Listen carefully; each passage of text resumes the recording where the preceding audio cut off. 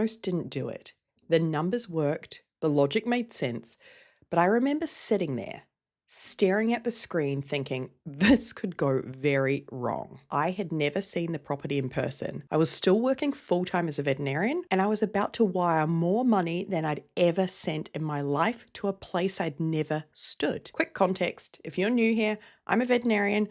I've recently bought my first multifamily property. I am not a real estate professional by background. I'm still working full-time in veterinary medicine. I'm sharing this as I build it, not from the other side of the mountain. At the time, I didn't feel confident. I felt aware that this was the first decision I'd made in a long time that actually changed something. Up until this point, everything had been theoretical. Podcasts, books, spreadsheets. I understood the concepts, but this wasn't learning anymore. This was commitment. Real money, real consequences. No undo button. And the voice in my head kept asking, who do you think you are? I wasn't a real estate person. I wasn't raised around this. I didn't have time to experiment. I was a veterinarian with a demanding job, stepping into a world I didn't feel like I belonged in. What I didn't realize at first was this. I didn't buy this property despite my constraints. I bought it because of them. I didn't have time to tour properties every weekend. I didn't have the energy to self-manage. I couldn't afford mistakes that needed constant attention. Whatever I did had to work quietly in the background, which meant distance had to be acceptable. Systems had to exist. Other people had to be involved. This wasn't about being aggressive. It was about being realistic. The deal didn't come from anything flashy. No off-market magic.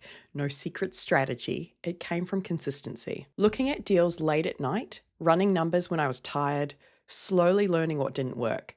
Until one day, this one showed up. It was a small 6-unit property. Not exciting, not impressive, just quiet. The numbers worked. The rent made sense. The downside felt limited, and still I hesitated. I remember reopening the spreadsheet late one night. Same numbers, same assumptions, nothing had changed. I closed it, opened it again, wasn't looking for errors. I was looking for permission. The fear wasn't losing money. It was looking stupid. Sending a wire and realizing I missed something obvious, trusting people I'd never met in person, owning a mistake I couldn't undo. I remember thinking, if this goes wrong, I have no one to blame but myself. But that's when something clicked. Staying exactly where I was felt safer, but it also guaranteed that nothing would change. I didn't jump, I didn't rush. I slowed everything down. I asked better questions. I leaned on people who had done this before. I focused on process instead of outcome. Instead of asking, will this be perfect? I asked, is this survivable if it isn't? That shift changed everything. I wasn't betting my life. I was just placing a calculated step. I clicked send. The screen froze for a second, then refreshed.